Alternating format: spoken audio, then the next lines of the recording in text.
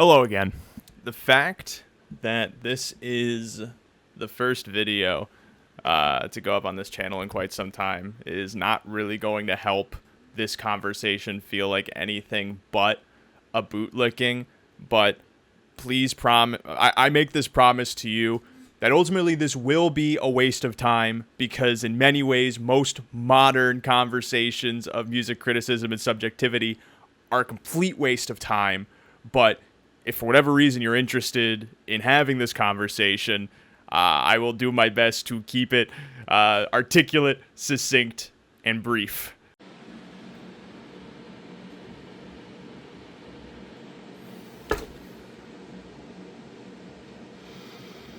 Now, this video isn't me trying to sell a case for the latest Strokes record. I liked the latest Strokes record. However, as a Strokes and Voidz fan, I don't really know how to count.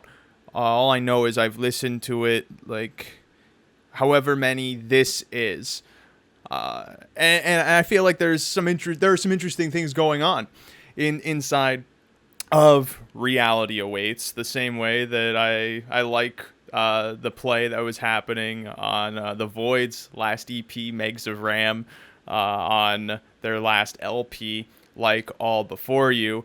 But in many ways, my own personal affection for what they do, it shrouds the general objectivity of what makes music good. But I also don't know that objectivity in art is necessarily the right. I don't even know if it's a good word to use inside of this, because this video is also a conversation about how fascinating I find it that in the ways people articulate their own disdain for this latest Strokes record and also other work from the Voidz, and how they project their musical tastes, what that suggests about what they think music should be, and just if whether these are like good conversations to have at all. And that's not, again, that's not me saying that if you didn't like this new Strokes record, you don't know what art is. No, I don't care to have that conversation. As Julian says in Lonely in the Future, I don't care. I don't care. But in case you haven't done your due diligence to see what else is on this channel, I have always had, well, I shouldn't say always. I came back to Julian Casablancas and the Strokes when I got a lot older. I grew up listening to stuff off of Is This It, Room on Fire, and like any regular person just thinking, oh, this has a nice little vamp, this sounds cool. But I really grew a kinship to the art that specifically Julian was putting out, as I was also trying to better understand what the artist's voice was. How do you curate that? How do you discover that? And how do you actually cultivate that inside of yourself? And the themes and motifs that exist inside of Julian's discography then felt extra resonant to where I was at, to the point that I felt like, in observing the artistic growth that his work and the bands that he's in's work were showing, would better demonstrate as an emblem to me of how do you push through. What do I mean by that? I detest, and you can tell from my definitive Strokes ranking album video, I detest the pedestal that their first two records have been placed on.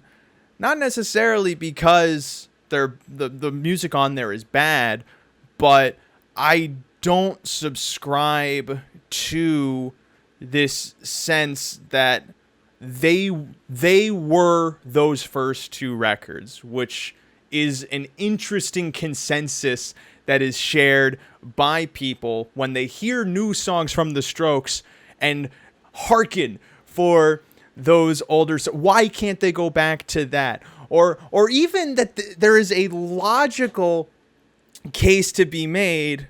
As I read in, I think his name's Ian Michael, he wrote in a Substack piece, that there are people who would feel like it's great if all they did was keep writing songs like they did off of those first two records and tour forever. I've read it compared to like what Pearl Jam does, but I'm not well versed enough in Pearl Jam to say whether or not that's true.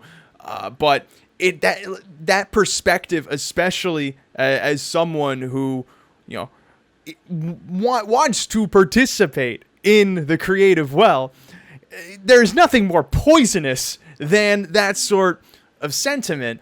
And so that in some ways informs how I approach, maturing art or that art that comes from people who have been inside of the zeitgeist long enough and are trying to continue pushing through that, especially in an era when nothing is the same.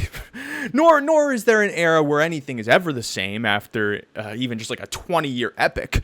But the ways that we communicate, the ways that we engage with art, the ways that we react to art are infinitely different from the era of the 2000s, where time moved much slower and there wasn't as much capital to gain from riding certain social clouts or these other sorts of just ultimately arbitrary waves of, I don't want to say mob mentality, because that almost feels like too blasé of a term to apply there. But this is all to say that for anyone who is still commercially viable in this age from, the 2000s and so on, yeah, there's a certain legacy aspect to it that sustains them, a la like the fact the Rolling Stones are still putting out records and touring. But especially if you're someone who thinks that this sort of trajectory is an attainable career, or even tries to envision a sustainable version of persisting through the cultural paradigms in that way, I find the later stuff is in fact more informative of the earlier stuff. And that is, interestingly enough, I shouldn't say interestingly enough. It makes sense that that's not a consensus opinion, because we do live in a world, and I'm guilty of this too, where you hear something and the decision is made in that moment. I like this. I don't like this. You are not usually afforded that third nuanced stage of gritting through something you might not enjoy at first and then maybe letting it grow into you, unless you have already built a relationship, parasocial or not, with the art you're consuming. And that's where I have an incredible allowance for the stuff that the Strokes and the Voidz put out. I grew up at a time when the music that they were making was also speaking to a very specific part of me that did not feel like it was connected to anything else inside the culture, or even inside of, my own social circle of mentors or whatever. And that becomes a North Star in a sense. And when you find those sorts of relationships, you're willing to give the benefit of the doubt. I don't give that for other things. There are a bunch of artists out there who strike at a similar chord for people, and to that end, make things that I might not necessarily put up with sonically, harmonically, lyrically, whatever, viable in the same ways I feel some like new stuff from the Strokes, the Voidz, whatever are, and this points to an ultimate futility. And even like making a video like this, in trying to have a conversation like this, because I don't know that there are any points of criticism to talk about, or even subjectivity to praise, that actually breaches through to be a discussion worth anyone's time. I especially now feel like art has reached a point where you have the people who like it, the people who don't, and whatever gray exists are unobserved. They're the tree falling in the woods, but no one is around. So there's no point in even trying to understand what sound is coming from there. You only get to see the loudest and strongest opinions, whether informed or not informed, because typically your loudest ends of the spectrum are on the informed and the uninformed, and it creates a haze of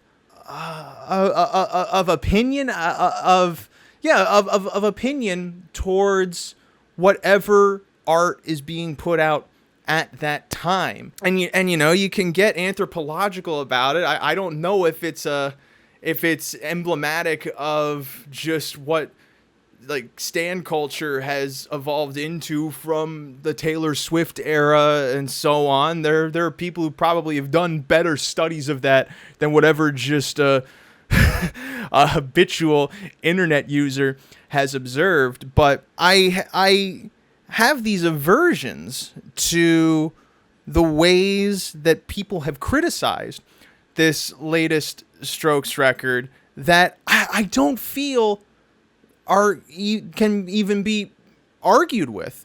Namely, the one piece that comes up often in discussions about new Strokes work, which of course is the Julian autotune. Now, you know, I have this feeling, and it's just any art just creates a feeling. It's not necessarily truth, but also in all art, your truth is your feeling. So let's also keep that in mind and how irrational everything about this fucking is. You go back to a song from the last Voidz record, Perseverance 1C2S, and there's a specific line where Julian goes, "You destroyed all my rainbows, more protest songs for the mainstream, wouldn't you agree?" There is an element, I don't know if artistically this is the direction they take, but there is an element where, given the chaos and irrationality that modern culture has taken inside of this deeply digital and increasingly tyrannical age, both politically, culturally, however you want to put it, you can make the case that the destruction of his voice in this such a way is a protest of itself. That is an artistic case that you can make inside of a college essay, and your professor maybe gives you an 80 on it or something, because in the end, who actually cares? I don't have the same grating feeling that I'm observing from other people, where they hear a song like Psycho Shit, and because Julian is using a specific sort of vocal processing, that it turns the song into nails on a chalkboard, and it's a piece of subjectivity which they're like, ultimately that person is feeling, and it's preventing that person from actually engaging with the art.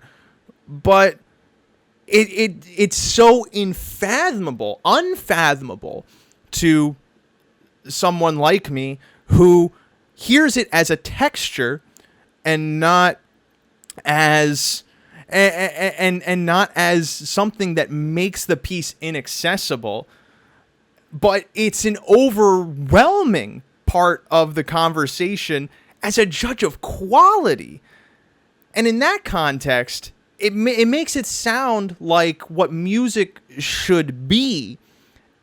Like a pure form of rock and roll is is the singer being essential, not operatic, that would be the exaggerative way to put it, but that people listen to music for the tone of the voice as like an impressive thing, versus the voice just being another instrument inside of the orchestra. And that's not necessarily a wrong way to listen to music. That's not how I listen to music, but because that's not how I listen to music, it means that there's no actual conversation that can be had here. Because one of the things that makes music so broad and interesting, and also why there are 10 million different fucking bands, is the fact that everyone sees a different objective. And if anything, you need a harsh sense of subjectivity to create a distinct enough voice artistically for whatever you're making to break out there, whether it's liked or not. And you're especially seeing something of this sort in just the category of rage bait online, where you have people that are specifically cultivating art, whether it be just like writing of music, memes, whatever you want to put it, of such a distinct voice crafted to specifically frustrate, because that is the reward of online discourse, or at least that is the objective to them. It would be in the same sense of I guess in ye old times, a band getting popular because they decided to play the loudest. That doesn't necessarily mean they're the best band, but there are some people who, because they play the loudest, will go, wow, these guys are incredible. They're really changing how music works and is made. And some of this is disappointing, because their criticism is a necessary piece of the overall ecosystem. But I think there lacks a consensus, because, there are no gatekeepers to actually control these things. There lacks a consensus over what awareness people can have of their own subjectivities and how they're interpreting things. And again, this is especially influenced why, for one, I don't really upload on here anymore. And especially when I was going down a track of talking about art I liked and really breaking it down, I'm just not really feeling any sense of utility to those conversations, because I initially started doing that because I was curious if there existed people beyond me that interpret stuff the way that I do, or interpret, music, film, whatever, or at the very least are curious enough to hear a different perspective. And this is like, people like that do exist. They exist beyond the fucking internet. The way that this digital ecosystem works, I don't feel we can have productive conversations about quality or even things that we find interesting, because of the way people stonewall into their opinions and dig their heels into the sand and have an inability to recognize when those are the prevailing feelings dictating their words inside of a conversation. Because criticism relies on you to absolve from that, to be informed by your human feelings and so on, but to also be able to rein in, for one, whether those feelings were by design, whether those are just your reactions, whether you could be feeling something different if you were more informed of other pieces at play. Say, for example, a movie that is crafted as inspiration from other movies you've maybe never seen. Sometimes that has added mystique and intrigue to a piece of art that I watch, because I don't know of what preceded it. And so in that way, you're lacking a literacy to what the director was intending and trying to convey. And that ultimately also impacts the way that you absorb it and engage with it. And so to prevent myself to go to Babylon, so to speak, I'm unsure of where revolutionary statement of the century.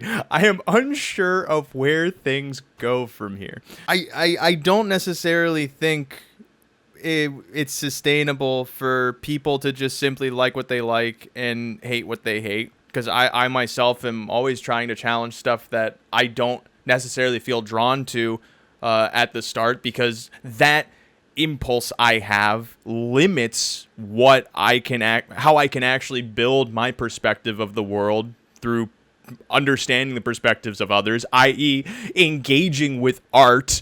But that itself also feels antithetical to the consumer culture that at least is prevalent in online spaces, where everyone pledges allegiance simply to one artist or three different artists, and then their entire sense of the world is crafted purely by whatever pop star feeds into their throats. And I mean, if those sorts of things are out of whack, then at least culturally, you're going to have so many other things out of whack, whether it be just like anti-sociality or I don't even know what other phenomenons to name, but like conversations of criticism, or even just conversations in general, are they're sometimes tough to have. And in many ways, I've been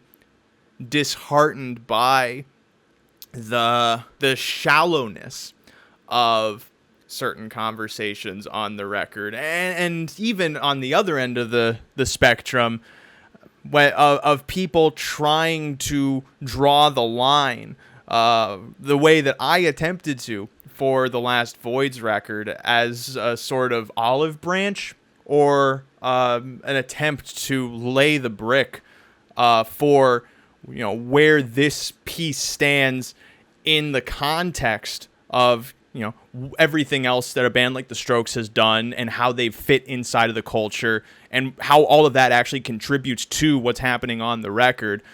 Just those sorts of nuances, I feel like they're lost inside of this world. But again, at least among the most vocal, and the most vocal are always the most stubborn. So that's probably where I'm going to end this overall pointless video here.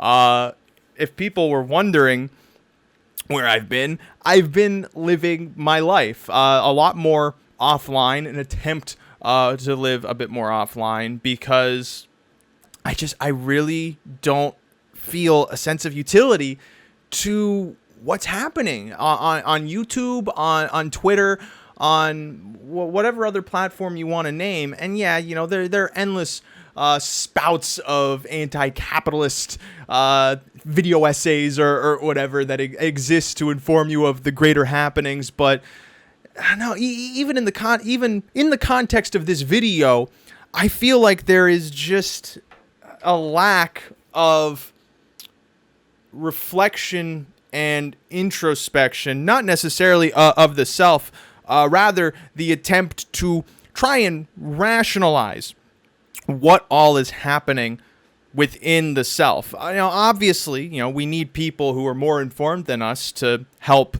lay the groundwork so we can have a better sense of the landscape. But in a similar vein to just how prevalent it is now to see people go to the movies and ask ChatGPT, what is happening inside of the movie I'm watching? There is a similar outsourcing of brain capacity to ordained thinkers, which again, that's also part of the capital model. Is you have people who can establish themselves in that sort of a way, and when they build that sort of relationship with the audience, or that credibility, however you want to call it, then it creates this sense of offloading mental bandwidth, that people then just absorb what is being said because they are deemed the expert. I mean, you see this in every facet of American culture, at least. This isn't to say everyone is doing it. It is just becoming so ubiquitous that it also makes me wonder, in making videos like this, or even about stuff that I enjoy, why?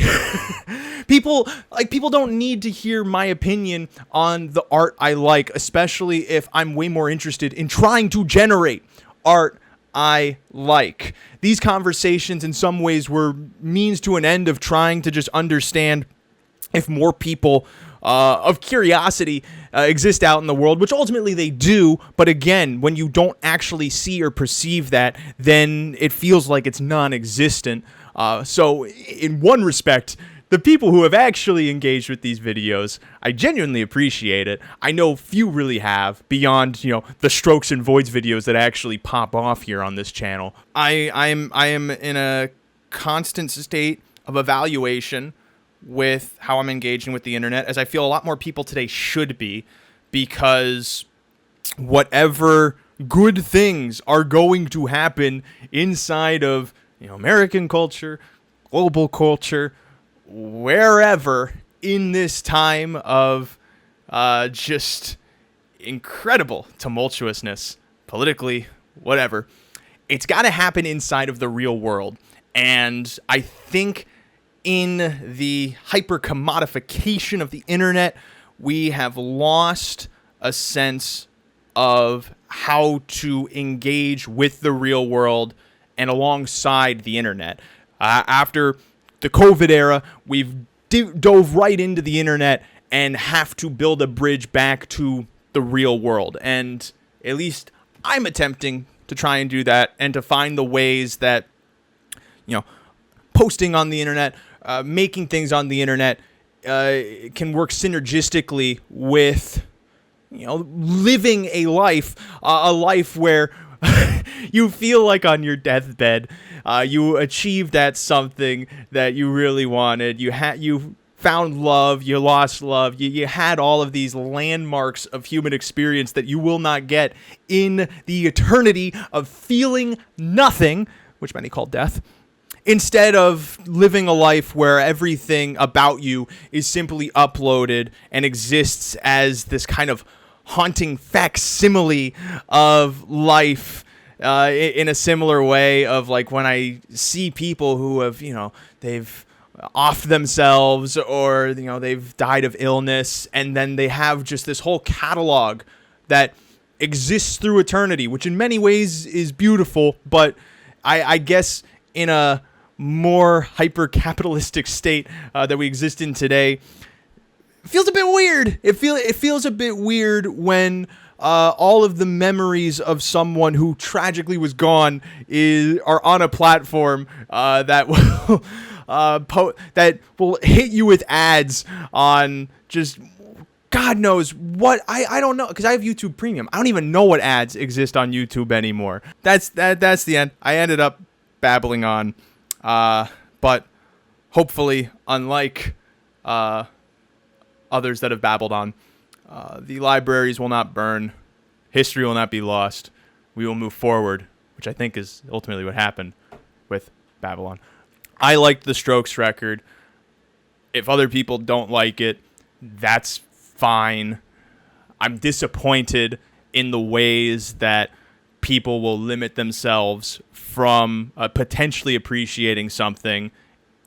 And that's something that I personally am also trying to work on with how I engage with stuff and discover stuff. But at the same time, there are certain pieces of us that become inevitably attached forever to certain pieces of art.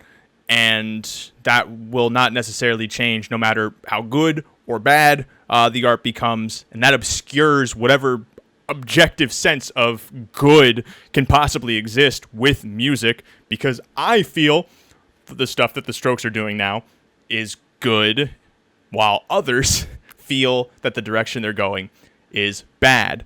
And there is no there's no middle ground to that beyond an attempt to have conversations, not necessarily like this, because this is more abstract than trying to break down the technicals of art. But I feel that most people don't do that to begin with, and they probably never will, which again makes this an ultimately pointless video.